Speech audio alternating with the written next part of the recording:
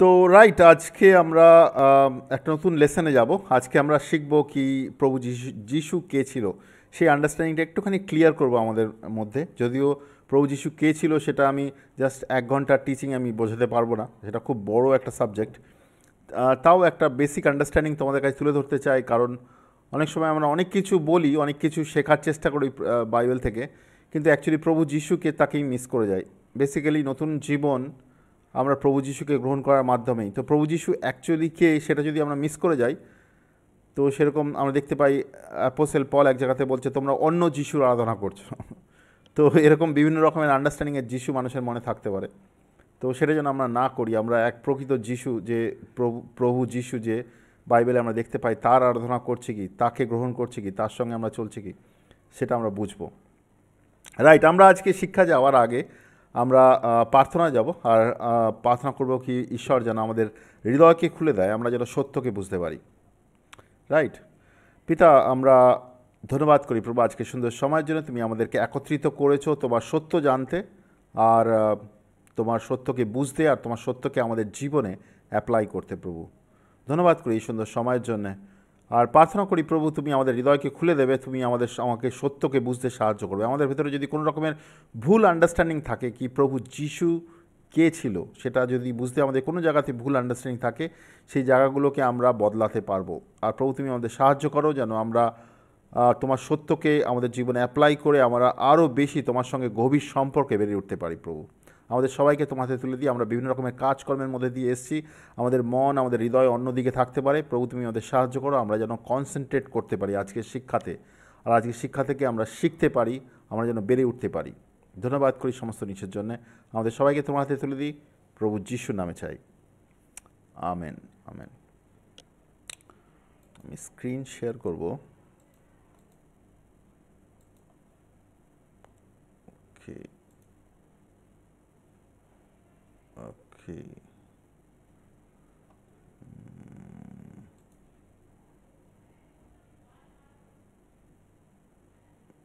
1 minute.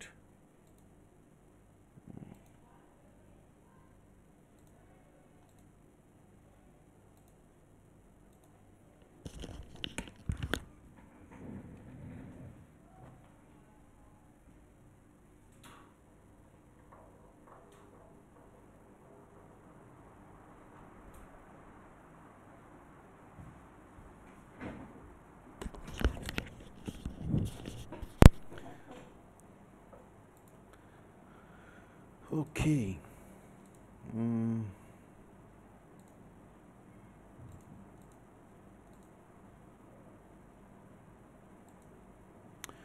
ওকে, আমরা সবাই কি স্ক্রিনে আমাদের আজকের টপিক দেখতে পাচ্ছি? হ্যাঁ দাদা, দেখা যাচ্ছে। ওকে, আজকে আমরা আলোচনা করব যীশু খ্রিস্ট কে ছিলেন। এই আন্ডারস্ট্যান্ডিংটা একটু আমরা ক্লিয়ার করে নেব।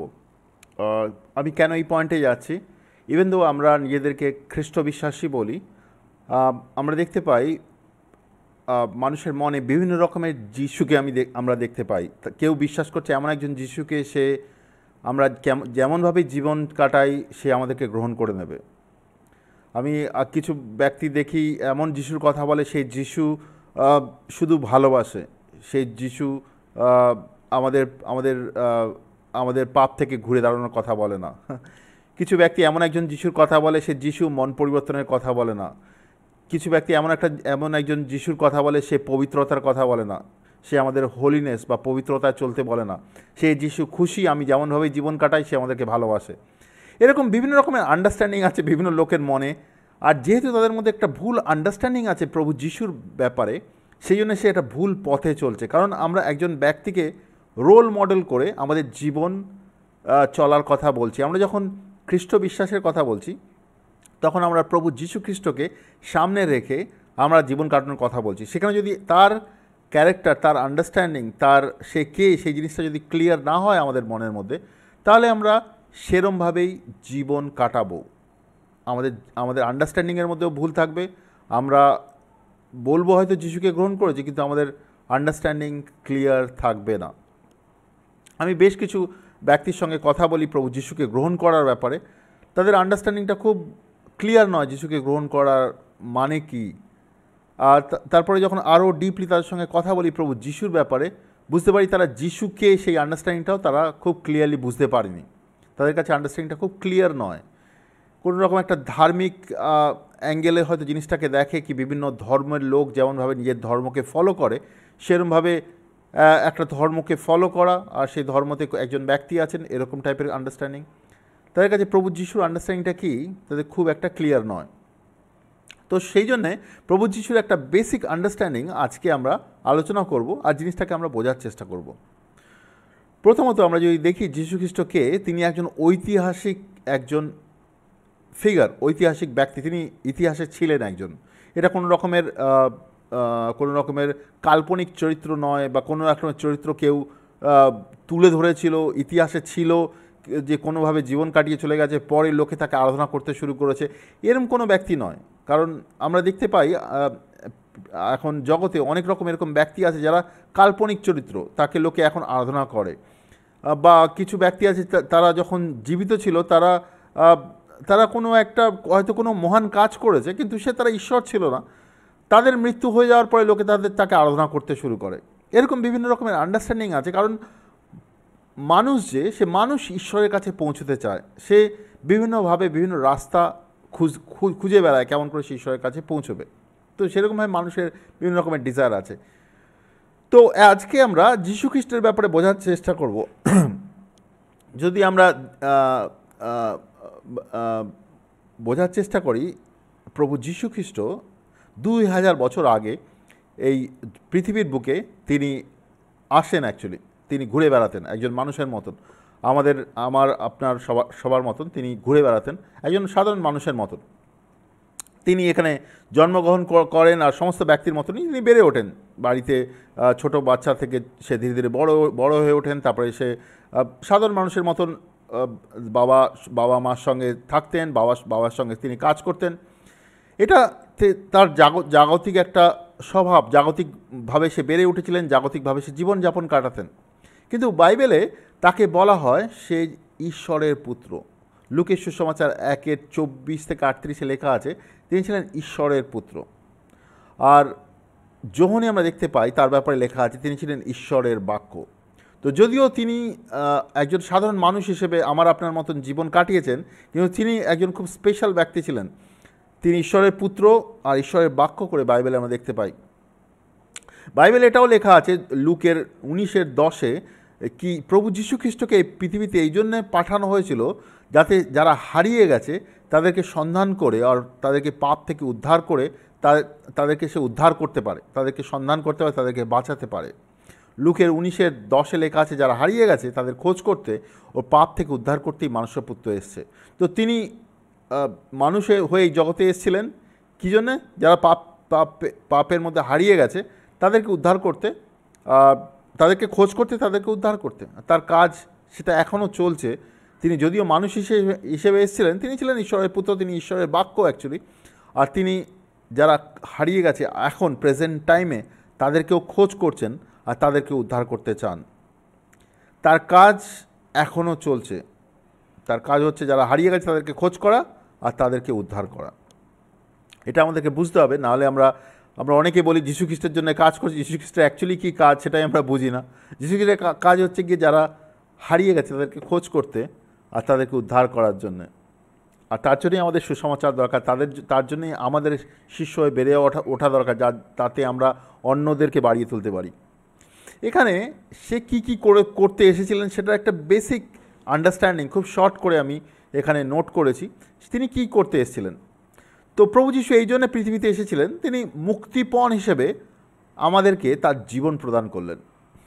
আমরা পাপের দাসত্বের মধ্যে চলে গেছিলাম, আমাদের পাপের জন্যে শয়তানের বন্ধনের মধ্যে, শয়তানের রাজ্যের অংশ হয়ে গেছিলাম।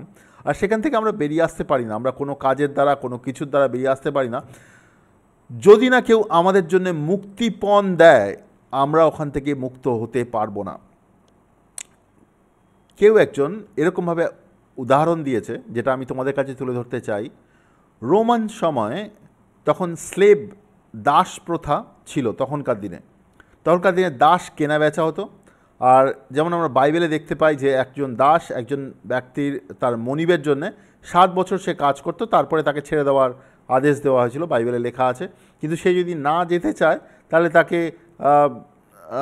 সে দাস কন্টিনিউয়াসলি তার মনিবের সঙ্গে থাকতে পারত। কিন্তু এটা বাইবেলে লেখা আছে, বাইবেলের আন্ডারস্ট্যান্ডিং। কিন্তু তখনকার দিনে যে বাইরে যে লোকের মধ্যে দাসপ্রথা চলতো সেটা খুব নির্মম দাসপ্রথা ছিল। মানে দাস যে তার কোনো নিজের কোনো অধিকার, কোনো সামর্থ্য ছিল না, সে মনিবের জন্যে কাজ করত। তার যদি নিজের ছেলে মেয়ে, নিজের বউ তার নিজের নয়, সেগুলো সব মনিবের। মনিব চাইলে তার ছেলেকে বেছে দিতে পারতো অন্য কাউকে, মনিব চাইলে তার ওয়াইফকে, তার মেয়েকে বেছে দিতে পারতো। তো তার নিজের জীবনের কোনো মূল্য ছিল না, তার নিজের জীবন ওই মালিকের অধীনে ছিল। মালিক একজন দাসকে তখনই ছাড়বে যদি তার জীবনের মূল্য কেউ দেয়।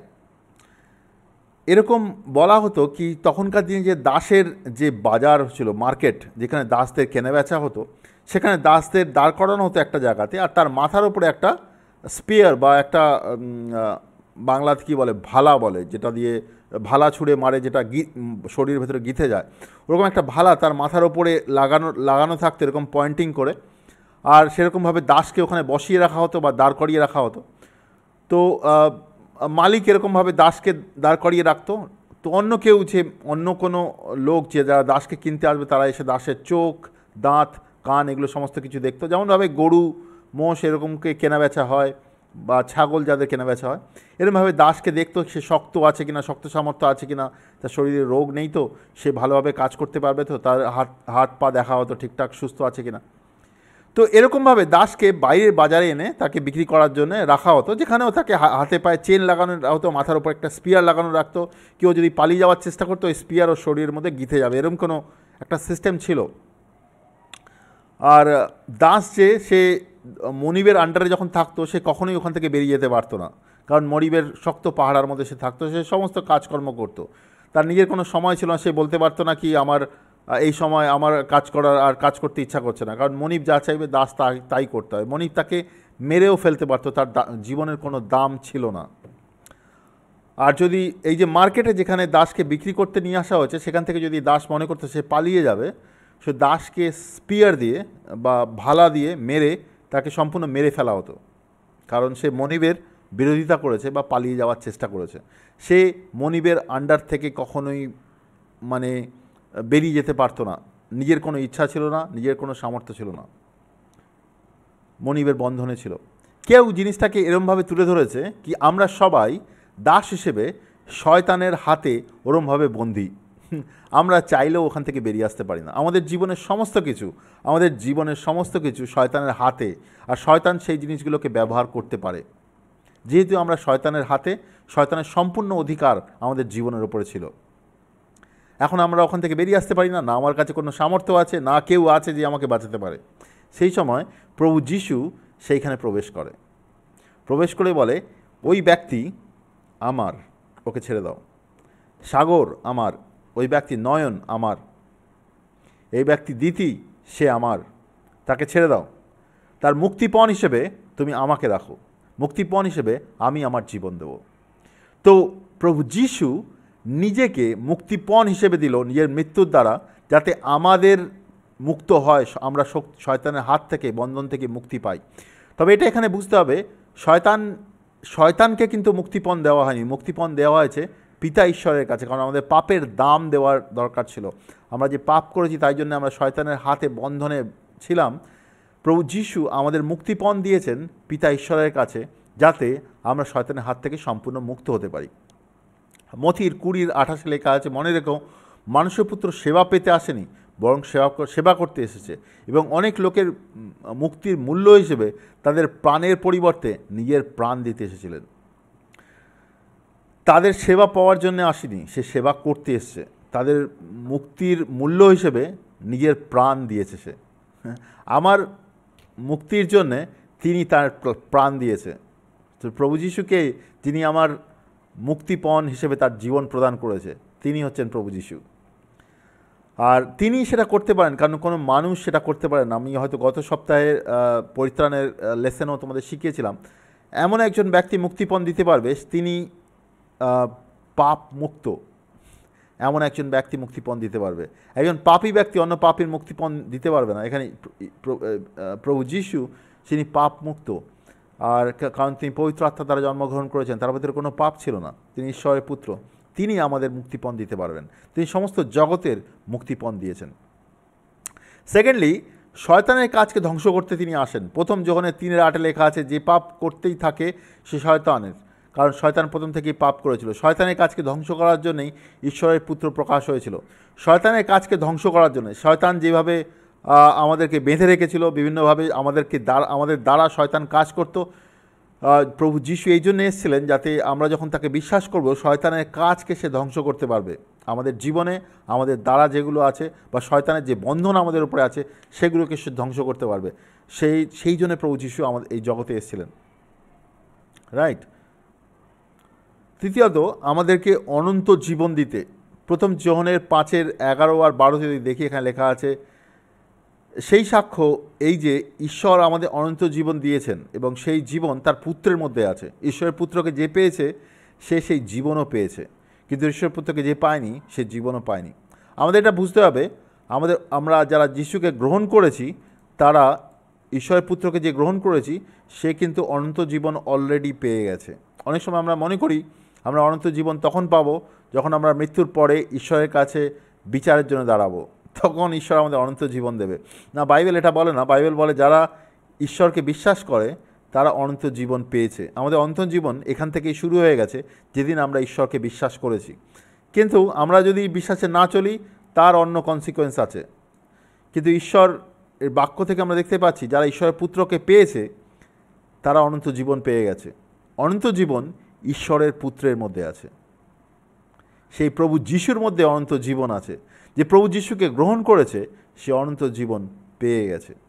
তুমি যদি প্রভু যিশুকে গ্রহণ করে থাকো, তাকে বিশ্বাস করো, বিশ্বাস করে মন পরিবর্তন করেছো, জলে বাপ্তিস্ম নিয়েছো, পবিত্র আত্মা পেয়েছো, ঈশ্বরকে বিশ্বাস করে চলছো, ঈশ্বরের পুত্রকে তুমি পেয়েছো, তুমি অনন্ত জীবন অলরেডি পেয়ে গেছো। তোমার জীবন আলাদা, তোমার জীবনের মধ্যে অনন্ত জীবন তুমি পেয়ে গেছো। কিন্তু যে পায়নি সেটা, সে অনন্ত জীবন পায়নি। অনন্ত জীবনের মধ্যে সমস্ত কিছু আছে, যেখানে আমরা প্রভুর ভালোবাসা গ্রহণ করি, প্রভুর আনন্দ গ্রহণ করি, প্রভুর সামর্থ্য গ্রহণ করি, প্রভুর বুদ্ধি গ্রহণ করি, প্রভুর আন্ডারস্ট্যান্ডিং গ্রহণ করি, ধীরে ধীরে বেড়ে উঠি। কিন্তু সমস্ত জিনিস ওই অনন্ত জীবনের মধ্যে আমরা সব কিছু পেতে থাকি। আমরা ধীরে ধীরে চলতে থাকি প্রভুর সঙ্গে অনন্ত জীবনে, আমরা আরও পেতে থাকি। আমরা সবাই অনন্ত জীবনের মধ্যে চলছি, যদি না আমরা প্রভুকে বিশ্বাস করতে না চাই সেটা আলাদা কথা। কিন্তু আমরা যদি প্রভুকে বিশ্বাস করে কন্টিনিউয়াসলি চলতে থাকি তাহলে আমরা অনন্ত জীবনের মধ্যে চলছি। অনন্ত জীবন আমাদের শুরু হয়ে গেছে। আমরা যারা প্রভু যিশুকে গ্রহণ করেছি, তার পুত্রকে যারা গ্রহণ করেছি, তারা অনন্ত জীবন পেয়েছি। কিন্তু যে পুত্রকে পায়নি সে অনন্ত জীবনও পায়নি। যে পুত্রকে গ্রহণ করেছে সে অনন্ত জীবন পেয়েছে, যে পুত্রকে গ্রহণ করেনি সে অনন্ত জীবন পায়নি। পুত্রকে ছাড়া অনন্ত জীবন নেই। রাইট। এখানে অনেক খ্রিস্টান গ্রুপ আছে যেখানে তারা পুত্রকে গ্রহণ করার কথা বলে না, পুত্রকে তারা বিশ্বাস করে না, সেভাবে তারা অনন্ত জীবন পেতে পারে না। কারণ বাইবেল খুব ক্লিয়ার, আমাদের অনন্ত জীবন পেতে হলে পুত্রকে দ্বারা পেতে হবে, আর ঈশ্বরের পুত্রকে গ্রহণ করতে হবে। আমরা ঈশ্বরের পুত্রকে যদি গ্রহণ না করি আমরা অনন্ত জীবন পাইনি। যোহনের 3:15-16 লেখা আছে, যে কেউ তার উপরে বিশ্বাস করে সে অনন্ত জীবন পায়। ঈশ্বর মানুষকে এত ভালোবাসেন যে তার একমাত্র পুত্রকে তিনি দান করলেন, যে কেউ তার উপরে বিশ্বাস করে সে বিনষ্ট হয় না কিন্তু অনন্ত জীবন পায়। ঈশ্বর মানুষকে দোষী প্রমাণ করার জন্য পুত্রকে জগতে পাঠাননি। এ নয় কি তুমি দোষী, তুমি পাপী, তুমি পাপী, তুমি পাপী। পাপী বলার জন্য ঈশ্বর জগতে তার পুত্রকে পাঠায়নি, বরং মানুষ যেন পুত্রের দ্বারা পাপ থেকে উদ্ধার পায় সেই জন্য তিনি পাঠিয়েছেন। ঈশ্বর প্রভু যিশুকে এই জগতে এই জন্যে পাঠিয়েছেন, শুধু সেই এটা বলার জন্য নয় তুমি পাপ থেকে মন পরিবর্তন করো, মানুষকে উদ্ধার করার জন্যে তিনি প্রভু যিশুকে পাঠিয়েছেন। সে উদ্ধার করার জন্যই প্রভু যিশু তাদেরকে মন পরিবর্তনের কথা বলেছে। তো আমাদের উদ্দেশ্য লোকদের দোষী সাব্যস্ত করা নয় কি তারা পাপী, আমাদের উদ্দেশ্য হচ্ছে তাদেরকে প্রভু যিশুর দিকে নিয়ে আসা, যে তাদের অনন্ত জীবন দেবে, যে তাদেরকে উদ্ধার দেবে। তো প্রভু যিশুর কাজ হচ্ছে আমাদেরকে উদ্ধার দেওয়া, সে উদ্ধার দেওয়ার জন্য আমাদের এখানে এসছে। রাইট। প্রভু যিশু আমাদের ঈশ্বরের পরিবারে জন্ম দেন। যোহনের 1:12 লেখা আছে, যতজন তার উপর বিশ্বাস করে, মানে ঈশ্বর প্রভু যিশুর কথা বলছে, যতজন তাকে বিশ্বাস করে, তাকে গ্রহণ করলো, তাদের প্রত্যেকে তিনি সন্তান হওয়ার অধিকার দিলেন। যোহনের 1:12, জন 1:12, যারা তাকে বিশ্বাস করে তাকে সন্তান হওয়ার অধিকার দিলেন। আমরা যিশুকে যখন বিশ্বাস করি ঈশ্বরের পরিবারের সদস্য হই। ঈশ্বরের রাজ্যের অংশ হই, মানে ঈশ্বরের পুত্র ছাড়া আমরা ঈশ্বরের রাজ্যের অংশ হতে পারি না। আমি অনেক সময় দেখি অনেক লোক আমাকে কন্ট্যাক্ট করে, তারা বলে আমরা বাইবেলের যত আন্ডারস্ট্যান্ডিং আছে সেগুলো আমি নিচ্ছি, সেগুলোও খুব ভালো, সেগুলো আমি একটু একটু বিশ্বাস করছি, তাহলে কি আমি ভালো মানুষ হয়ে যাব না? আমি বললাম এটা জাস্ট কিছু মরাল টিচিং নয়, কিছু ভালো শিক্ষার টিচিংই নয়। এখানে একজন ব্যক্তি আছে যাকে আমাকে গ্রহণ করতে হবে, যাকে আমাকে বিশ্বাস করতে হবে, যাকে আমাকে গ্রহণ করতে হবে। তাকে যদি গ্রহণ না করি তাহলে আমি ঈশ্বরের রাজ্যের অংশগ্রহণ হতে পারবো না। এটা কোনো জাস্ট কিছু ডুস অ্যান্ড ডোন্টস নয়, এটা কোনটা করতে হবে কোনটা করতে হবে না এই আন্ডারস্ট্যান্ডিংই নয়। এই আন্ডারস্ট্যান্ডিংয়ে অনেকে আছে, অনেক কিছু শিখিয়েছে, কিন্তু এখানে একজন ব্যক্তিকে গ্রহণ করার ব্যাপার আছে, যে ব্যক্তি আমাদের জন্য নতুন জীবন নিয়ে আসে, যে ব্যক্তি আমাদের তার ঈশ্বরের পরিবারের অংশ করায়, সেই ব্যক্তি হচ্ছে প্রভু যীশু। আমরা যদি তাকে গ্রহণ করি তাহলে ঈশ্বরের সন্তান হতে পারবো। যদি তাকে গ্রহণ না করি, যতই বাইবেলের আন্ডারস্ট্যান্ডিং আমরা পড়তে থাকি বা বোঝার চেষ্টা করি, তাহলে আমরা পরিবারের সদস্য হতে পারবো না। যতই আমরা বাইবেল কলেজ করি বা যা কিছু করি, তার পুত্রকে যদি আমরা গ্রহণ না করি তাহলে আমরা ঈশ্বরের সন্তান হতে পারবো না। যোহনের 3:3 আমরা দেখতে পাই প্রভু যীশু নিকোদেমকে বললেন, আমি সত্যিই বলছি, নতুন করে জন্ম না হলে কেউ ঈশ্বরের রাজ্য দেখতে পায় না। খুব স্ট্রং। তো বলছে যে তুমি যদি নতুন জন্ম না পাও, এক মিনিট,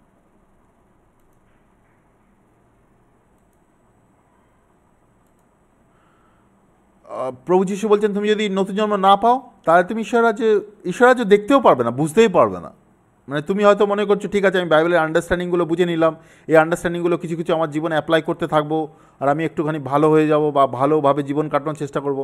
ব্যাপারটা এটা নয়। এখানে প্রভু যীশু বলছেন তোমাকে নতুনভাবে জন্ম পেতে হবে, আর তুমি যদি নতুন জন্ম না পাও তাহলে ঈশ্বরের রাজ্য দেখতেও পাবে না, মানে তুমি বুঝতেও পারবে না ঈশ্বরের রাজ্যটা কী জিনিস, তোমার মধ্যে তোমার আন্ডারস্ট্যান্ডিংই হবে না কিছু। তো এটা খুব ক্লিয়ার কি আমরা প্রভু যীশু ছাড়া আমরা মানে ঈশ্বরের পরিবারের অংশগ্রহণ করতে পারি না, সেটা প্রভু যীশুকে গ্রহণ করার মাধ্যমে হয়।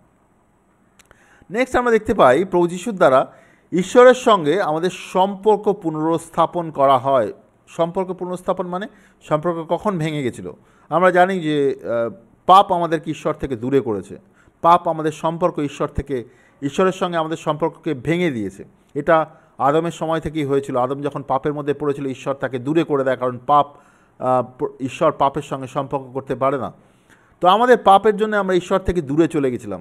এখানে প্রভু যীশু এসে আমাদেরকে ঈশ্বরের সঙ্গে সম্পর্ক স্থাপন করায়। 2 কোরিন্থীয় 5:18 দেখতে পাই এই সব ঈশ্বর থেকেই হয়, তিনি খ্রিস্টের মধ্যে দিয়ে নিজের সঙ্গে আমাদের মিলিত করেছেন। কার মধ্যে দিয়ে? খ্রিস্টের মধ্যে দিয়ে। আমরা নিজেরা ঈশ্বরের সঙ্গে মিলিত হতে পারি না, খ্রিস্টের মধ্যে দিয়ে আমাদের মিলিত হতে হবে, খ্রিস্টের মৃত্যু আর পুনরুত্থানের মধ্যে দিয়ে।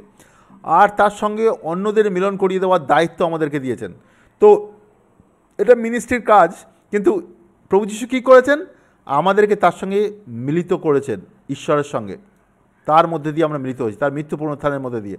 ইভেন আমরা যদি তাকে বিশ্বাস করি, আমাদেরকে অন্যদের মিলন করিয়ে দেওয়ার দায়িত্ব আমাদের উপর দিয়েছেন। এই মিলন শুধু যীশু খ্রিস্টের মাধ্যমে হতে পারে, কারণ তিনি তার মৃত্যু আর পুনরুত্থানের মধ্যে দিয়ে আমাদেরকে তার মৃত্যু আর পুনরুত্থানের মধ্যে দিয়ে আমাদেরকে সংযুক্ত করেছেন ঈশ্বরের সঙ্গে, রাইট? তো প্রভু যীশু না হলে আমরা ঈশ্বরের সঙ্গে মিলিত হতে পারি না। কোনো রকমের আন্ডারস্ট্যান্ডিং, কোনো রকমের ভালো মন্দের জ্ঞান, ওগুলো দিয়ে আমরা কিছুই করতে পারি না। আমাদের কাছে অনেক মরাল আন্ডারস্ট্যান্ডিং দিয়ে দেওয়া যায় কি এই জিনিসগুলো ভালো, এই জিনিসগুলো খারাপ, বাট সেগুলো আমাদের জীবনকে বদলাবে না। আমাদের জীবনে যে পাপের আন্ডারস্ট্যান্ডিংগুলো ছিল, পাপের যে স্বভাব আছে, সেখান থেকে আমরা নিজেরা চাইলে বা কোনো কিছু দ্বারা আমরা বেরিয়ে আসতে পারি না।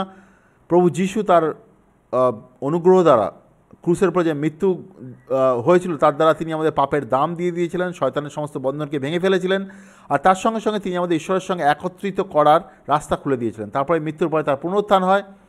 এখন আমরা কেমনভাবে গ্রহণ করব? অনুগ্রহ দ্বারা, ঈশ্বর অনুগ্রহ দ্বারা।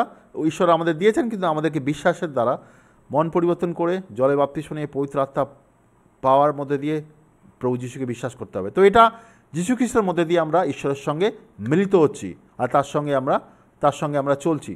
তো ঈশ্বরের সঙ্গে পুনরায় সম্পর্ক স্থাপন করেন প্রভু যীশু আমাদের। রোমিওর 5:1 আর 2 মধ্যে দেখতে পাই বিশ্বাসের মধ্যে দিয়ে আমরা নির্দোষ গ্রহণ করা হয়েছে, আর তার ফলেই প্রভু যীশু খ্রিস্টের মধ্যে দিয়ে ঈশ্বর আমাদের মধ্যে শান্তি হয়েছে, যেটা আমি তোমাদেরকে বলছিলাম। আমরা যদি বিশ্বাস করি সেটা, তার দ্বারাই সম্ভব হয় যে প্রভু যিশু আমাদের জন্য কী করেছেন।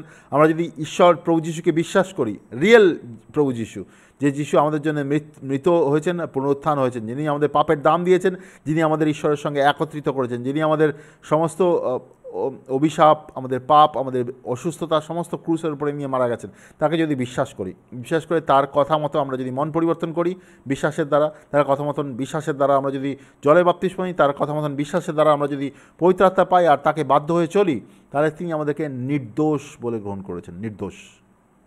কেমন লাগে যদি কেউ বলে তুমি যত দোষ করেছো সমস্ত কিছু আমি মিটিয়ে দিলাম, নির্দোষ তুমি। খুব আনন্দের ব্যাপার অ্যাকচুয়ালি। একজন দোষীকে যদি সেই কোর্টে গিয়ে পৌঁছয় আর সে কোর্টের বিচারক বলে আমি তোমাকে তোমার পুরো নির্দোষ করে দিলাম। ঈশ্বর এরমভাবে করেছেন আমাদেরকে, আমরা যখন ঈশ্বরকে বিশ্বাস করেছি, বা আমরা যারা ঈশ্বরকে বিশ্বাস করে প্রভু যিশুকে বিশ্বাস করে, তার জন্যে তাকে গ্রহণ করে, তাকে ঈশ্বর সম্পূর্ণ নির্দোষ বলে গ্রহণ করে। তার যে হিসাবের খাতা সেটাকে সম্পূর্ণ পরিষ্কার করে দেয়, সাদা করে দেয়, আর সে সম্পূর্ণ মুক্ত সমস্ত জিনিসের থেকে। আর তার ফলে যীশু খ্রিস্টের মধ্যে দিয়ে ঈশ্বর আমাদের মধ্যে শান্তি হয়েছে। একটা জিনিস, মিলন হওয়া আর শান্তি হওয়া কিন্তু দুটো ডিফারেন্ট জিনিস। মিলন হয়েছে, একটা হচ্ছে কি আমরা নির্দোষ হওয়া আর শান্তি হওয়া দুটো আলাদা জিনিস। কিন্তু একটা হচ্ছে নির্দোষ, আমরা সম্পূর্ণ নির্দোষ বলে গ্রহণ করেছি, আরেকটা হচ্ছে ঈশ্বর আমাদের সঙ্গে তার শান্তি স্থাপন করেছেন। আমরা যখন ঈশ্বরকে বিশ্বাস করতাম না, যখন আমরা পাপের মধ্যে ছিলাম, তখন ঈশ্বর এর বিরোধিতা করতাম, আমরা ঈশ্বরের শত্রুতা করতাম, আমরা ঈশ্বরের শত্রু ছিলাম। বাইবেলে বলে এটা, আমরা ঈশ্বরের শত্রু ছিলাম। মানে আমরা নর্মালি শত্রুর সঙ্গে গিয়ে কথা বলি না, আমাদের মানসিক অবস্থা ঠিক থাকে না, শত্রুকে দেখতে চাই না। কিন্তু এখানে ঈশ্বর প্রভু যিশু শুধু আমাদেরকে নির্দোষী করেনি, আমরা যাদের সঙ্গে শত্রুতা করেছিলাম সেই ঈশ্বর তার সঙ্গে আমাদের শান্তি করে দিয়েছিলেন। মানে আমাদের তাকে বন্ধু বানিয়ে দিয়েছিলেন। বন্ধু মানে কি?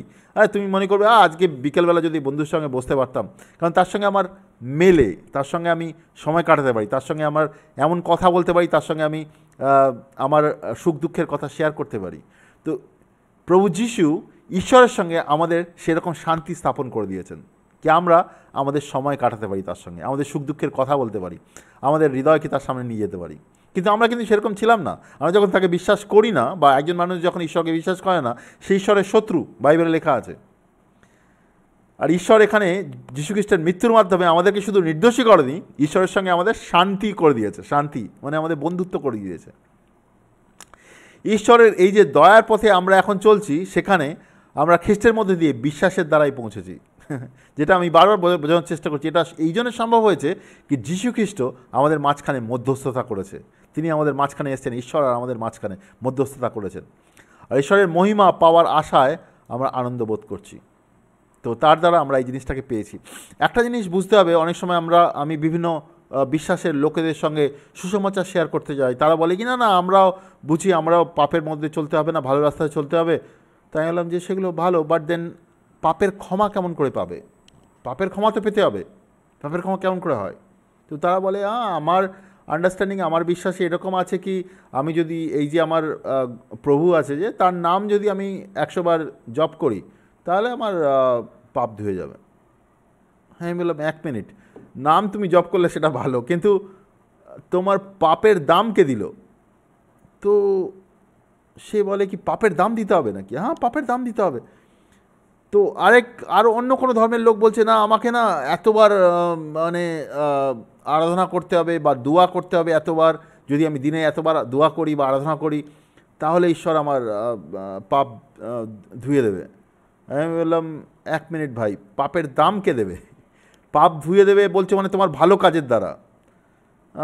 পাপের দাম তো সেটা গেল না। আসলে তুমি ভালো কাজের দ্বারা যদি তুমি ঠিক হয়ে যাও, তাহলে তো ঈশ্বরের কোনো দরকার নেই। মানে তুমি নিজেকে ঠিক করে দিচ্ছ, তো তাহলে তো ঈশ্বরের কোনো দরকার নেই।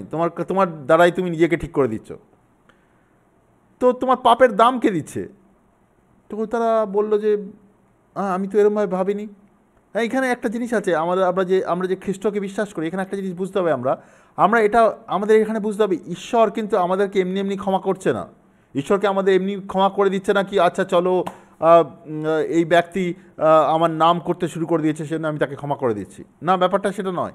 ঈশ্বর আমাদেরকে এই জন্য ক্ষমা করে দিচ্ছে, যেহেতু আমাদের পাপের দাম, তিনি ক্রুসের উপরে যখন যিশু রয়েছেন, তার দ্বারা তিনি পাপের দাম নিয়েছেন। আমাদের পাপের দাম দেওয়া হয়েছে, আমাদের সবার পাপের দাম দেওয়া হয়েছে। আমাদেরকে এমনি এমনি ক্ষমা করা হয়নি। আমাদের পাপের দাম একজন ন্যায্যভাবে পাওনা সমস্ত দাম শোধ করেছেন ক্রুসের উপরে। আমরা যখন যিশুকে বিশ্বাস করি, আমাদের পাপের দাম ঈশ্বরের কাছে, ঈশ্বর ক্রুসের উপরে যে যিশু আমাদের জন্য মারা গেছিলেন, তার দ্বারা আমাদের পাপের দাম উনি ওরমভাবে ক্যান্সেল করেন। তাছাড়া আমাদের পাপের দাম কোনোভাবেই ক্যান্সেল হতে পারে না, কারণ আমাদের পাপের দাম একজনকে পেমেন্ট করতে হবে, একজনকে দিতে হবে। সেখানে প্রভু যিশু আমাদের পাপের দাম দিয়েছেন। তো এখানে আমাদের বুঝতে হবে কি, অন্য বিশ্বাসে আমরা যেটা দেখতে পাই কি কোনো একটা বিশেষ মন্ত্র বা কোনো একটা কাজের দ্বারা তাদের পাপের দাম দেওয়া হচ্ছে, কিন্তু সেটা রাইট লজিক নয়, রাইট তর্ক নয়, কারণ পাপের দাম হচ্ছে না সেখানে। সেখানে একজন ব্যক্তি কোনো কাজ করছে, আমাদের কাজের দ্বারা আমরা বেরিয়ে আসতে পারি না। প্রথম যোহনের 1:3 যদি দেখি, এখানে বলছে পিতা ঈশ্বর এবং সেই পিতার পুত্র যীশু খ্রিস্টের কাছ থেকে সত্য ভালোবাসার মধ্যে দিয়ে দয়া, করুণা ও শান্তি আমাদের সঙ্গে থাকবে। তো পিতা ঈশ্বর এবং পুত্র যিশুর কথা বলা হচ্ছে। যোহনের 10:9 লেখা আছে, আমি দরজা, যে কেউ আমার মধ্যে দিয়ে ভেতরে ঢোকে সে উদ্ধার পাবে, সে ভেতরে আসবে ও বাইরে যাবে এবং চড়ে খাবার জায়গা পাবে। তো প্রভু যিশু বলছেন যে আমি হচ্ছি রাস্তা, তোমাকে যদি ঈশ্বরের কাছে যেতে হয় আমার মধ্যে দিয়ে যেতে হবে। তো আমরা যদি বলি যিশু হচ্ছে এমন একজন ব্যক্তি যার দ্বারা আমরা ঈশ্বরকে জানতে পারি, ঈশ্বরের কাছে ক্ষমা পেতে পারি, ঈশ্বরের কাছে উদ্ধার পেতে পারি। আর যিশু ছাড়া আমরা সেটা পেতে পারি না। প্রভু যিশু এমন একজন ব্যক্তি যিনি আমাদেরকে উদ্ধারের দিকে নিয়ে যান, তার দ্বারা আমরা উদ্ধার পাই। তিনি উদ্ধার, তিনি আমাদের পরিত্রাণ।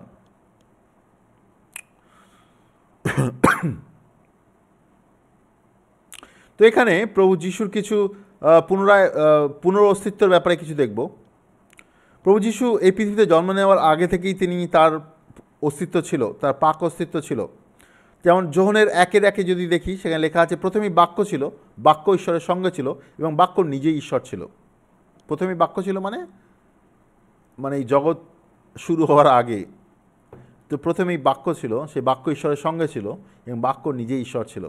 আর তারপরে যোহনের 1:14 সেই বাক্যকেই বলা হচ্ছে, সেই বাক্য মানুষ হয়ে জন্মগ্রহণ করে এবং আমাদের বসবাস করেন। পিতা ঈশ্বরের একমাত্র পুত্র হিসেবে তার যে মহিমা, সেই মহিমা আমরা দেখেছি। তিনি দয়া ও সত্যের পূর্ণ।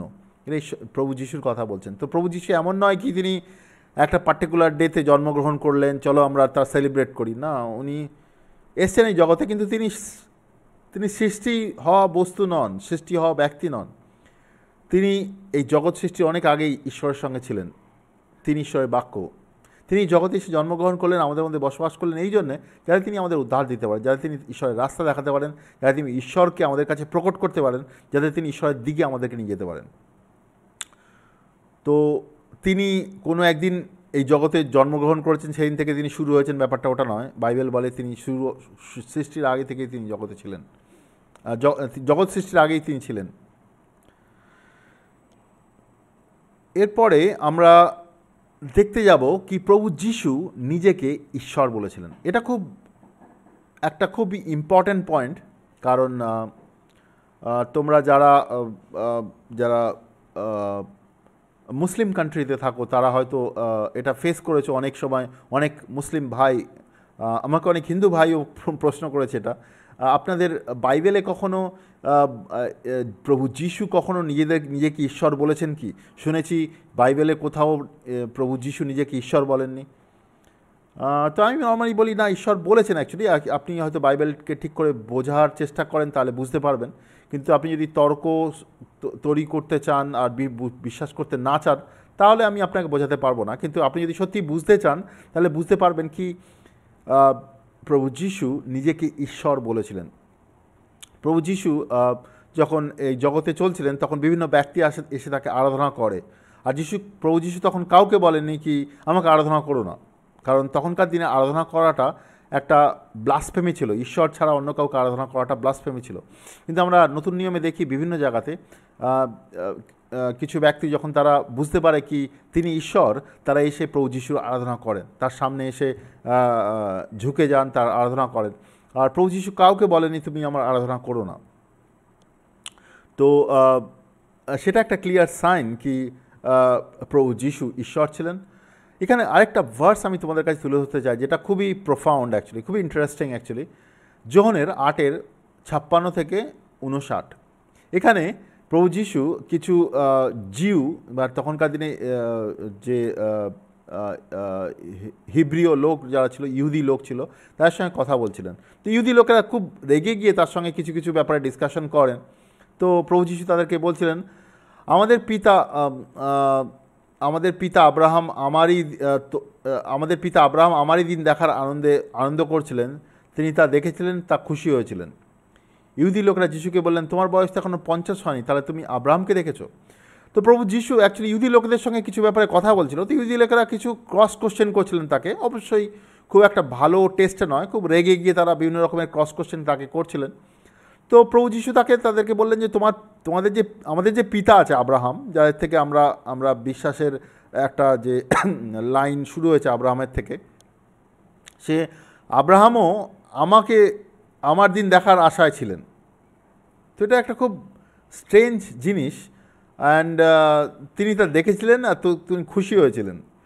তো ইহুদি লোকেরা বললেন যে আব্রাহাম তোমাকে দেখেছেন? আব্রাহাম তো তখনকার সময় থেকে খুব সম্ভবত 1500 বছর আগে আব্রাহাম ছিল। তো ইহুদি লোকেরা বলছে, আব্রাহাম তোমাকে দেখেছে? আব্রাহাম তো, তোমার বয়স তো এখনও 50 হয়নি, আর তুমি কেমন করে আব্রাহামকে দেখেছো? কারণ আব্রাহাম 1000 বছরের আগেকার ব্যক্তি, তখনকার সময় থেকে।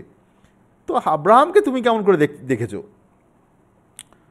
তোমার তো এখনও 50 হয়নি। যিশু তাদেরকে বললেন, আমি তোমাদেরকে সত্য বলছি, আব্রাহাম জন্মগ্রহণ করার আগে থেকেই আমি আছি।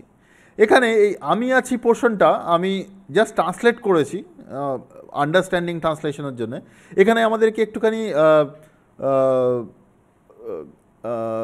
গ্রিক বুঝতে হবে, যে এই ল্যাঙ্গুয়েজে ওরা লিখতো অ্যাকচুয়ালি, তখনকার দিনে যে ল্যাঙ্গুয়েজে লিখতো, সেখানে ওল্ড টেস্টামেন্টেও যদি দেখি, ওল্ড টেস্টামেন্টে যে এখানে এক্সোডাসের বই যদি দেখতে পাই, যেখানে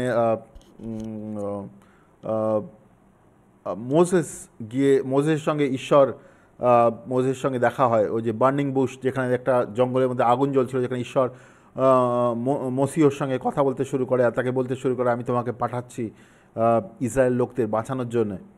তো মসিহ তখন বুঝতে পারে সমস্ত কিছু, বাট দেন ওকে একটা কনভিন্সিং পয়েন্ট দরকার, যে ইসরায়েলের লোকেদেরকে গিয়ে যদি আমি বলি তারা শুনবে কেন? তো আমি গিয়ে তাদেরকে কি বলবো, তোমার নাম কি বলবো? তো ওখানে ঈশ্বর বলছিল, ইংলিশে লেখা আছে, I am who I am, মানে ওদেরকে গিয়ে বলো আমি হচ্ছি সেই। বাংলা যদি ট্রান্সলেট করি, আমি হচ্ছি সে, বা অন্যভাবে ট্রান্সলেট করা যায়, আমি হচ্ছি সে যে আমি। মানে ও বলতে চাইছে এক্স্যাক্টলি, ও কোনো নাম বলেনি, ওদেরকে এটা বলো আমি হচ্ছি সে। তো সেই ওয়ার্ডটা এখানে প্রভু যীশু ব্যবহার করেছে, আমি হচ্ছি সে, কি সেটা অ্যাকচুয়ালি ঈশ্বরের জন্য ব্যবহার করা হয়। সেটা ঈশ্বর শুধু ব্যবহার করেছিল, বা ঈশ্বর ব্যবহার করতে পারে, কোনো মানুষ ব্যবহার করতে পারে না। কোনো মানুষ যদি এটাকে ব্যবহার করে, সেটা হবে ব্লাসফেমি।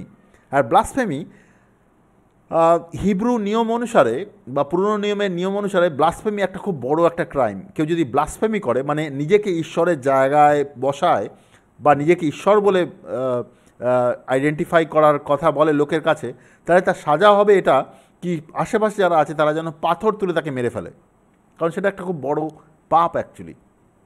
এখানে প্রভু যীশু বলছেন, আব্রাহাম জন্মগ্রহণ করার পর থেকেই আমি আছি। আমি বাংলাতে এক্স্যাক্টলি ট্রান্সলেট করেছি তোমাদেরকে ট্রান্সলেশন বোঝানোর জন্য, বাট অ্যাকচুয়ালি ও বলেছিল I am who I am, মানে ঈশ্বর যেটা বলেছিল নিজের ব্যাপারে, নিজের নামের ব্যাপারে, প্রভু যীশু সেটা নিজের ব্যাপারে বলছে। তো এখানে ইসরায়েলের লোকেরা যারা হিব্রু ছিল, তারা কিন্তু এই জিনিসটা জানে। এখানে লেখা আছে, এই কথা শুনে সেই নেতারা যীশুকে মারার জন্য পাথর তুলে নেয়। তারা কেন পাথর তুলবে? কারণ তারা জানে প্রভু যীশু বলছেন আমি হচ্ছি ঈশ্বর। এই কথাটার মানে হচ্ছে আমি হচ্ছি ঈশ্বর। ঈশ্বর কখনো ওল্ড টেস্টামেন্টেও ওটা বলেনি কি ওদেরকে গিয়ে বলো আমি হচ্ছি গড, ঈশ্বর ওটা বলেনি। ঈশ্বর বলছে ওদেরকে গিয়ে বলো I am who I am, বা বলো কি I am has send you. তো ওটা ঈশ্বরের ওইভাবে ঈশ্বর বলেছে, নিজেকে এক্সপ্রেস করেছে। আর এখানে যিশুও সেইভাবে নিজেকে এক্সপ্রেস করেছে। এখানে হয়তো লোকে খুঁজে বেড়াচ্ছে প্রভু যীশু বলছে আই অ্যাম গড, না, প্রভু যীশু ওই কথাটা ব্যবহার করেনি। প্রভু যীশু ব্যবহার করেছে ওল্ড টেস্টামেন্টে, যেটা ঈশ্বর মোজেসকে মসিহকে বলেছিল, I am tell them that I am send you, মানে আমি তোমাকে পাঠাচ্ছি। তো সেই শব্দ দিয়েই তারা বুঝতে পেরে গেছে ঈশ্বর তাকে পাঠিয়েছে। তো এখানে প্রভু যিশু বলছেন আই অ্যাম, তো সে বলছে যে আমি হচ্ছে ঈশ্বর। তার আন্ডারস্ট্যান্ডিংটাই হচ্ছে এটা। তো নর্মালি লোকেরা, অন্য ধর্মের লোকেরা যারা তর্ক করে, তারা এটা খুঁজে বেড়ায় কি এখানে যিশু বলবে বলতে I am god. But actually যদি আমরা মিনিং ট্রান্সলেশন করি, তাহলে হয়তো আমাদের লেখা উচিত এটা প্রভু যিশু বলছেন আই এম গড। কিন্তু যেহেতু ওই আন্ডারস্ট্যান্ডিংটা ট্রান্সলেশন করা হয়, সেই জন্য লেখা হয়, ইংলিশ ট্রান্সলেশন লেখা হয় I am who I am বা আই অ্যাম। তো এখানে যিশু সেই কথা বলে যখন, তার শিষ্যরা, তখন ইহুদি লোকেরা পাথর তুলে নেয়, কারণ জানে সে ব্লাসফেমি করছে। আর প্রভু যিশু সেখান থেকে পালিয়ে যায়, গোপন উপাসনা ঘরে বের হয়ে গেলেন। এখানে আমি আছি শব্দটা একটা অবিরত অস্তিত্বের নির্দেশ দেয়। তখন যে ঈশ্বরের শব্দ, সেটা অবিরত ঈশ্বর, ওর মানেটা হচ্ছে গিয়ে কি সেই ব্যক্তি যিনি সবসময় আছেন, তার অ্যাকচুয়ালি মিনিং হচ্ছে এটা। প্রত্যেক ইহুদি ব্যক্তি যারা ইস্যুর কথা শুনছিল, তারা জানতো তিনি যে দাবি করছেন তিনি ঈশ্বর। বা আমি আছি শব্দটা হচ্ছে ঈশ্বরের সঙ্গে তার চুক্তির নাম, অ্যাকচুয়ালি ঈশ্বরের হিব্রু নামের অর্থ। তো যাত্রা পুস্তকে, যেটা আমি বলছিলাম তোমাদেরকে, যাত্রা পুস্তকে 3:14 ঈশ্বর মোশেকে বলছিলেন তাদেরকে বলো আমি করে, কোনো বাংলাতে লেখা আছে বা কোনো বাংলা ট্রান্সলেশনে লেখা আছে আমি আছি। এক্স্যাক্টলি ইংলিশে বলে কি I am who I am বা আই অ্যাম আন্ডারস্ট্যান্ডিংটাই প্রভু যিশু ঈশ্বর বলেছিলেন। আর সেম আন্ডারস্ট্যান্ডিংটা এখানে প্রভু যিশু বললেন। ঈশ্বর মূসাকে বলেছেন তুমি ইসরায়েলের লোকেদের বলবে আমি, কোনো বাংলা ট্রান্সলেশন লেখা আছে এরকম, বা আমি আছি এরকম ট্রান্সলেশন করে লেখা আছে। তো আমি তোমাকে পাঠিয়েছি। তো সেই আন্ডারস্ট্যান্ডিংয়ে সে যখন তাদেরকে গিয়ে বলে, তারা বুঝতে পেরে যায় ঈশ্বর পাঠিয়েছে, কারণ ঈশ্বর ওইভাবে কথা বলেছে। তো ঈশ্বর আই অ্যাম গড করে ইংলিশ ওরমভাবে বলেনি। তো ওই আন্ডারস্ট্যান্ডিংটাকে যদি আমরা এক্স্যাক্ট ইংলিশে ট্রান্সলেশন করতে হয়, তাহলে আন্ডারস্ট্যান্ডিং হচ্ছে আই অ্যাম গড। বাট এটা একটা প্রোফাউন্ড আন্ডারস্ট্যান্ডিং, যেভাবে ঈশ্বর নিজেকে এক্সপ্রেস করেছে। তো এটা খুব ক্লিয়ার, প্রভু যিশু বলছেন আমি ঈশ্বর। আর সেটা শুনেই ইসরায়েলের লোকেরা বুঝতে পারে, আর তারা পাথর তুলে নেয়। তারা যদি এটা না বুঝতে পারতো, তাহলে পাথর তোলার কোনো দরকার ছিল না। তারা বুঝতে পেরেছে যেন পাথর তুলে নিয়েছে, সে নিজেকে ঈশ্বর বলে প্রমাণ করছে। এটা ঈশ্বরের পবিত্র নাম। এই নামটি ইসরায়েল লোকেরা শ্রদ্ধার সঙ্গে গ্রহণ করেছিল। তার ভুল কারণে কেউ যদি ভগবানের নাম উচ্চারণ করে, ঈশ্বরের নাম উচ্চারণ করে, তারা ভয় পেত অ্যাকচুয়ালি। কারণ যে কেউ ভুল কারণে তার নাম নেয়, যদি কেউ, অন্যরা তাকে হত্যা করবে, এরকম আদেশ আছে। লেবীয় পুস্তকের 24:16 লেখা আছে, যদি কেউ ঈশ্বরের নাম ভুলভাবে নেয়, তাকে যেন মেরে ফেলা হয়। এই কারণে ইহুদি নেতারা যিশুকে পাথর মারার চেষ্টা করেছিল। তিনি নিজেকে ঈশ্বর বলে ঘোষণা করেন 5:18 খুব ক্লিয়ারলি আমরা যে দেখতে পাই, প্রভু যিশু নিজেকে ঈশ্বর বলে ঘোষণা করেন।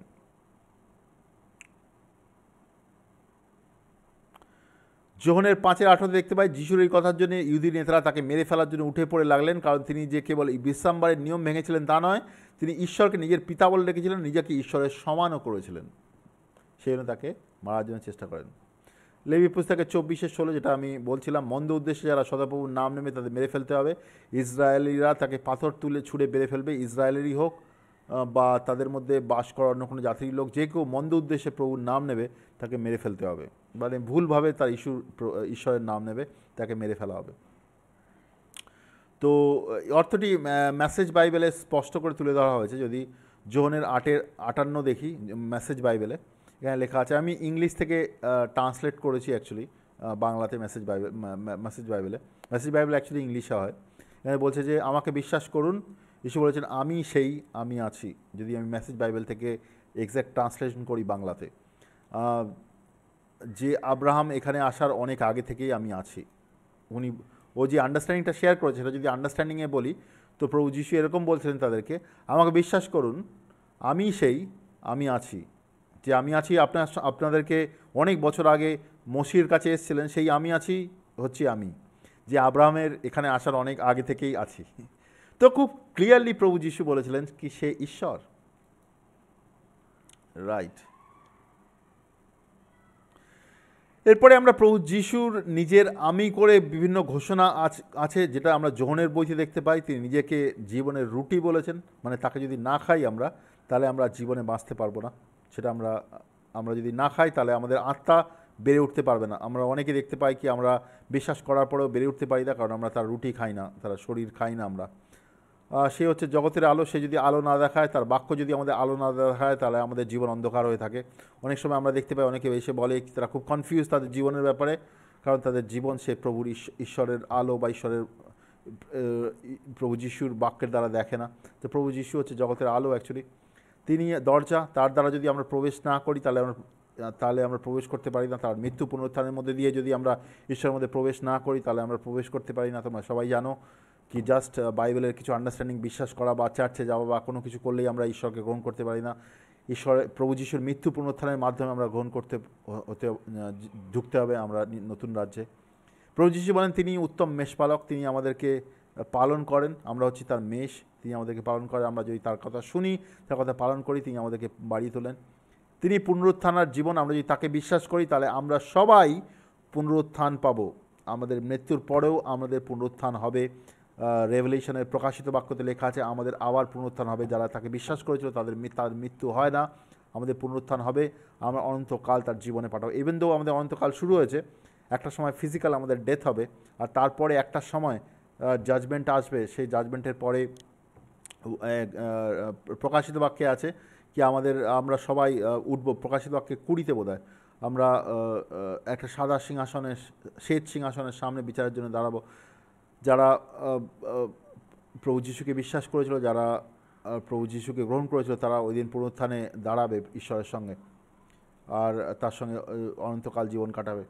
প্রভু যিশুই হচ্ছে পথ, সত্য আর জীবন। বাইবেলে আমরা দেখতে পাই তিনি হচ্ছে রাস্তা, তিনি হচ্ছে সত্য, আর তিনি হচ্ছে জীবন। আমরা যদি তাকে গ্রহণ করি তাহলে আমরা আমাদের জীবনের পথ, জীবনের সত্য, জীবন আমরা পাবো, আর সেই রাস্তায় চলতে পারবো। আর তাকে যদি গ্রহণ না করি, তাকে যদি সাইড করে যাই, তাহলে আমরা এই জিনিসগুলো আমরা গ্রহণ করতে পারবো না। তার মধ্যেই জিনিসগুলো আছে। তিনি হচ্ছেন পথ, তিনি হচ্ছে সত্য, তিনি হচ্ছে জীবন। প্রভু যিশুর যোহনে বলেন তিনি হচ্ছে দ্রাক্ষালতা, তিনি আমাদেরকে বাড়িয়ে তোলেন। দ্রাক্ষালতার মধ্যে যেমন ডালগুলো বেড়ে ওঠে, তেমনভাবে আমরা তার মধ্যে বেড়ে উঠতে হবে। প্রত্যেক দিন আমরা যেন তাকে খুঁজি, তার থেকে আন্ডারস্ট্যান্ডিং পাই, তার থেকে বেড়ে উঠি। তিনি আমাদের ঈশ্বর, মানে তার দ্বারা আমরা ঈশ্বরের জীবন আমাদের মধ্যে পাই, আর তার দ্বারা আমাদের বেড়ে উঠতে হবে। তো যীশু খ্রিস্ট শুধু ভালো শিক্ষক ছিল না, তিনি সত্যও ছিল। তিনি শুধু পথ দেখান না, তিনি হচ্ছে পথ। তিনি শুধু সত্য প্রকাশ করেন না, তিনি সত্য। তিনি শুধু জীবনদায়ী নন, তিনি হচ্ছে জীবন। তিনি আমাদের শুধু রক্ষা করেন না, তিনি আমাদের পরিত্রাণ। তিনি ঈশ্বরের কাছ থেকে আমাদের প্রয়োজনীয় সব কিছু, তার মধ্যে সমস্ত কিছু পাওয়া যায়। কিছুদিন আগে আমি সোশ্যাল নেটওয়ার্কে শেয়ার করেছিলাম বোধহয় কলোসীয় থেকে, we are complete in him. সমস্ত কিছু আমরা সমস্ত কিছু তার মধ্যে পাই। আমরা তার মধ্যে সম্পূর্ণ কমপ্লিট, আমাদের যা কিছু দরকার প্রভু যিশুর কাছ থেকে পাই। অনেক সময় আমাদের মনে হয় কি প্রভু যিশুকে আমরা গ্রহণ করেছি, পেয়েছি, কিন্তু আমরা সমস্ত কিছু পাচ্ছি না। তার আন্ডারস্ট্যান্ডিং এটা কি আমাদের অনেক জায়গাতে আন্ডারস্ট্যান্ডিং আমাদের ক্লিয়ার নয়, বা আমরা অনেক জায়গাতে ওপেন নই, সেই জন্য হয়তো জিনিসগুলোকে গ্রহণ করতে পারছি না। কিন্তু প্রভু যিশুর মধ্যে সমস্ত কিছু আছে যেগুলো আমাদের দরকার এই জগতে চলার জন্যে, আর জগতে বেড়ে ওঠার জন্যে, ইভেন প্রবলেম ফেস করার জন্যে, তার থেকে বেড়ে ওঠার জন্যে। বুদ্ধি, জ্ঞান, আন্ডারস্ট্যান্ডিং, ভালোবাসা, সামর্থ্য, সমস্ত কিছু আছে তার মধ্যে। আমাদের বুঝতে হবে, আমাদের ওপেন হতে হবে, আমাদের গ্রহণ করতে হবে, গ্রহণ করে সেগুলো অ্যাপ্লাই করতে হবে। রাইট, এবার আসবো প্রভু যীশু খ্রিস্টের দুটো বিভিন্ন ধরনের স্বভাব ছিল, সেটা একটু আলোচনা করব। যীশু খ্রিস্ট একজন ব্যক্তি, মানুষ হিসেবে জগতে এসেছিলেন, আমরা সবাই জানি। তিনি ঈশ্বর ছিলেন, তিনি মানুষ হিসেবে আমাদের মধ্যে এসেছিলেন। তো তার মধ্যে ঈশ্বর আর মানুষ দুটো স্বভাবই ছিল, আর এটা খুব দরকার। সে যদি ঈশ্বর আর মানুষ না হয়, তাহলে সে আমাদের জন্যে পাপের দাম দেওয়ার জন্য তিনি ক্রুসের উপরে মরতে পারবেন না, তিনি আমাদের জন্য ঈশ্বরের কাছে যেতে পারবেন না। গ্যালাতীয় 4:4 লেখা আছে যিশু মানব, মানে মানুষের মতন ছিলেন। আর যোহনের 1:14, 20 থেকে 27 আর 28 লেখা যিনি প্রভু যীশু খ্রিস্ট ঐশ্বরিক ছিলেন। শুধুমাত্র যীশু খ্রিস্টই মানুষের কাছে ঈশ্বরের প্রতিনিধিত্ব করতে পারেন। মানে ঈশ্বরের নেচার কি, ঈশ্বর কীরকম, ঈশ্বরের প্রকৃতি কী, ঈশ্বর কী চান, সেটা তিনি মানুষের কাছে প্রকাশ করতে পারেন। সেই জন্য তিনি এসেছিলেন, আর সেইটাই তিনি প্রকাশ করেন। প্রভু যীশু খ্রিস্টের মাধ্যমেই আমরা ঈশ্বরকে বুঝতে পারি। তিনি ঈশ্বরের স্বভাব, ঈশ্বরের নেচার, ঈশ্বর কী চান, সেটা আমাদের কাছে প্রকাশ করেন মানুষের কাছে। এবং শুধু তাই নয়, তিনি মানুষের প্রতিনিধি হয়ে ঈশ্বরের কাছে হাই প্রিস্ট হিসেবে গিয়ে মানুষের পাপের দাম দেন, মানুষের প্রতিনিধিত্ব করার জন্য তিনি ঈশ্বরের কাছে গিয়ে পৌঁছন। এটা কীরকম? যেমন হাই প্রিস্ট ছিল পুরনো নিয়মে হাই প্রিস্ট ছিল যে অতি পবিত্র স্থান, যে মন্দিরের যে একদম অতি পবিত্র স্থান, যেটা সব থেকে সেন্সিটিভ এরিয়া, যেখানে ঈশ্বরের উপস্থিতি হতো, সেখানে বছরে একবার হাই প্রিস্ট যে ছিল সে পশুর রক্ত নিজের মাথার ওপরে আর একটা বাসনের মধ্যে রক্ত আর নিজের মাথার ওপরে রক্ত নিত, নিজের মাথার ওপরে এই জন্য রক্ত নিত নিজের পাপের জন্যে, আর একটা বাসনের মধ্যে রক্ত নিত এই জন্যে কি ইসরায়েলের লোকের পাপের টেম্পোরারি সলিউশনের জন্য। টেম্পোরারি কেন বলছি? কারণ প্রত্যেক বছর তাদের আসতে হতো, তাদের পাপ সম্পূর্ণ ধুয়ে যেত না।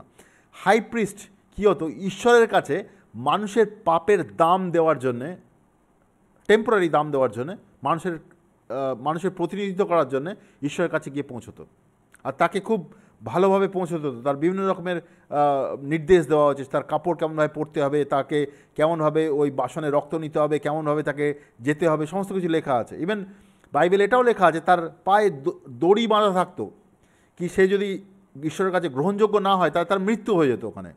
আর তারা অন্য যারা যারা যারা যারা যাজক ছিল, অন্য যাজক, তারা তাকে টেনে বের করতো ওই জায়গা থেকে, কারণ তারা প্রবেশ করতে পারতো না। ঈশ্বরের উপস্থিতিতে একজনকে যেতে হলে তাকে অনেক রকমের আন্ডারস্ট্যান্ডিংয়ে যেতে হতো।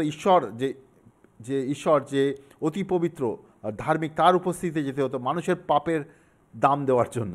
অবশ্যই সেটা টেম্পোরারি ছিল। তো এখানেই প্রভু যীশু প্রধান যাজক হিসেবে অতি পবিত্র স্থানে আমাদের পাপের দাম দিতে গেছেন।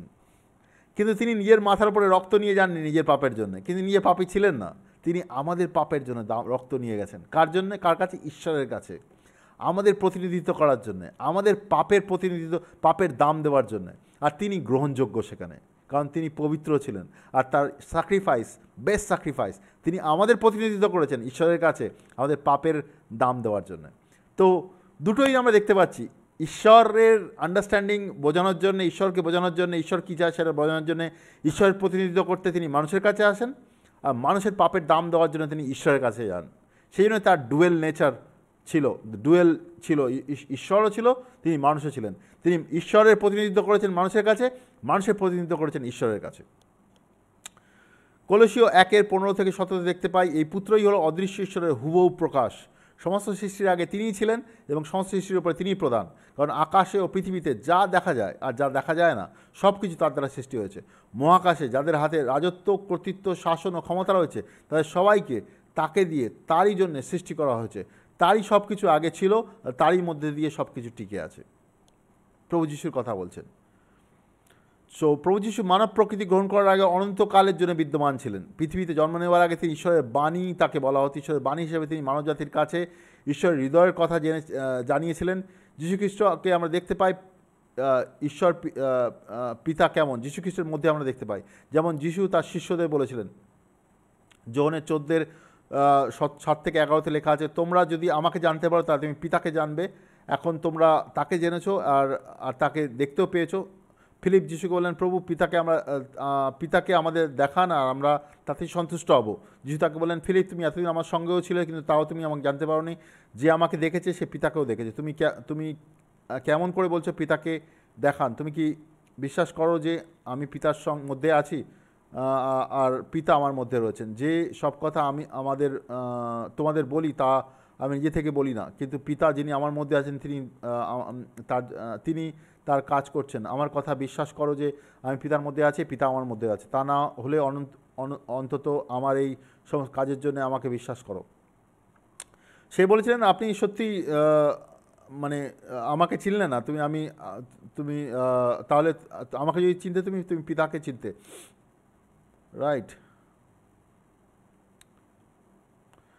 যোহনের 1:18 লেখা আছে, ঈশ্বরকে কেউ কখনো দেখেনি, তার সঙ্গে থাকা সে একমাত্র পুত্র যিনি নিজেই ঈশ্বর, তিনি তাকে প্রকাশ করেছেন। তো প্রভু যিশু আমাদেরকে ঈশ্বরকে প্রকাশ করেছেন। আর দ্বিতীয়ত আমি যেটা বলছিলাম, যীশুখ্রিস্ট মানুষের প্রতিনিধিত্ব করেছিলেন ঈশ্বরের কাছে। রোমিওর 8:3 লেখা আছে, মানুষের পাপ স্বভাবের দরুন আইন কারণ শক্তিহীন হয়ে পড়েছিল, আর সেই জন্য আইন কারণ যা করতে পারেনি তা ঈশ্বর নিজে করেছেন। তার পাপ দূর করার জন্য নিজের নিষ্পাপ পুত্রকে মানুষের স্বভাব দিয়ে পাঠিয়ে দিলেন এবং পুত্রের মৃত্যুর মধ্যে দিয়ে পাপের বিচার করে তার তার শক্তিকে বাতিল করে দিলেন। কার শক্তিকে? পাপের শক্তিকে। পাপের শক্তি যে আমাদের উপরে কাজ করে তাকে তিনি বাতিল করে দিলেন, আমাদের জীবনে আর কাজ করে না, কারণ আমরা যিশুর মৃত্যুর মাধ্যমে তার উদ্ধার পেয়েছি। তো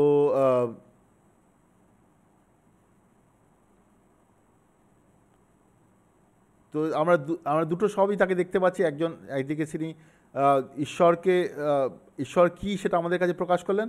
একদিন মহাযাজক হয়ে তিনি আমাদের পাপের দাম তিনি দিলেন। মহাযাজক হওয়ার অর্থ কী? মহাযাজক হওয়ার অর্থ কী? প্রথম তিমোথী 2:5-6 লেখা আছে, ঈশ্বর মাত্র একজনই আছেন এবং ঈশ্বর মানুষের মধ্যে মধ্যস্থতাও মাত্র একজন আছেন। সেই মধ্যস্থ হলো মানুষ যীশুখ্রিস্ট। তিনি সব মানুষের মুক্তির মূল্য হিসেবে নিজের জীবন দিয়েছেন। ঈশ্বরের ঠিক করা সময় সেই বিষয়ে সাক্ষ্য দেওয়া হয়েছে। তো তিনি আমাদের মধ্যস্থতা করেছেন, তিনি আমাদের মহাযাজক। নেক্সট হচ্ছে পরিত্রাণের নাম হচ্ছে যীশুখ্রিস্ট। প্রেরিতের 4:12 লেখা আছে, পাপ থেকে উদ্ধার করার আর কারো কাছে পাওয়া যায় না, কারণ সারা জগতে আর এমন কেউ নেই যিনি পাপ থেকে আমাদের উদ্ধার করতে পারেন। রোমিওর 10:9-11 লেখা আছে, তুমি যদি প্রভু যীশুকে মুখে স্বীকার করো, অন্তরে বিশ্বাস করো ঈশ্বর তাকে মৃত্যুর মধ্যে থেকে জীবিত করে তুলেছে, তবেই তুমি পাপ থেকে উদ্ধার পাবে। কারণ তার অন্তরে বিশ্বাস করার ফলে ঈশ্বর মানুষকে নির্দোষ বলে গ্রহণ করে, আর মুখে স্বীকার করলে পাপ থেকে উদ্ধার করে। পবিত্র শাস্ত্রে বলা আছে, যে কেউ তাকে বিশ্বাস করবে সে নিরাশ হয় না। তো যিশুকে বিশ্বাস করার মাধ্যমে আমরা পরিত্রাণ পাই, আর যীশুখ্রিস্ট ছাড়া আমাদের পরিত্রাণ নেই। যোহনের 14:6 লেখা আছে, যীশুখ্রিস্ট বলেছেন, আমি পথ, আমি সত্য, জীবন, আমার মাধ্যমে ছাড়া কেউ পিতার কাছে আসে না। আমরা যখন যীশুখ্রিস্ট নতুন জীবন পেয়েছি, তখন ঈশ্বর আমাদের জীবনকে যীশুখ্রিস্টের সঙ্গে যুক্ত করেছেন, আর এখন তার বিশ্বাসী হিসেবে আমি চিরকাল যীশুখ্রিস্টের সঙ্গে যুক্ত থাকব, তার ধার্মিকতার সঙ্গে, তার কর্তৃত্বের সঙ্গে, তার চরিত্রের সঙ্গে, তার জীবনের সঙ্গে। তো ঈশ্বরের সঙ্গে আমাদের জীবন অ্যাকচুয়ালি পাঞ্চ হয়ে যায়, আর তার সঙ্গে আমরা চলতে থাকি, যিশুর সঙ্গে আমাদের জীবন চলতে থাকে। তো সেই একজন ব্যক্তি হচ্ছে প্রভু যিশু, যাকে আমরা আজ আমাদের পুরো শিক্ষার মধ্যে দেখব। তিনি বিচারকও, তিনি পবিত্র, তিনি মহাযাজকও, তিনি মানুষও। তিনি পাপকে এমনি ক্ষমা করে দেন না, তিনি পাপের মূল্য তার মৃত্যুর মাধ্যমে আমাদের পাপের মূল্য দিয়েছেন, আর তার মাধ্যমে আমরা উদ্ধার পাই। তিনি হচ্ছেন প্রভু যিশু। অবশ্যই আমি যেগুলো শেয়ার করলাম আজকে, সেগুলো সম্পূর্ণ প্রভু যিশুকে বোঝায় না। প্রভু যিশুকে সম্পূর্ণ বোঝানোর জন্য বোধহয় আরও অনেক কিছু দরকার, বাট একটা বেসিক আন্ডারস্ট্যান্ডিং তোমাদের কাছে তুলে ধরলাম। তো তোমাদের যদি কোনো কোশ্চেন থাকে তো এখন আমরা আলোচনা করতে পারি তা।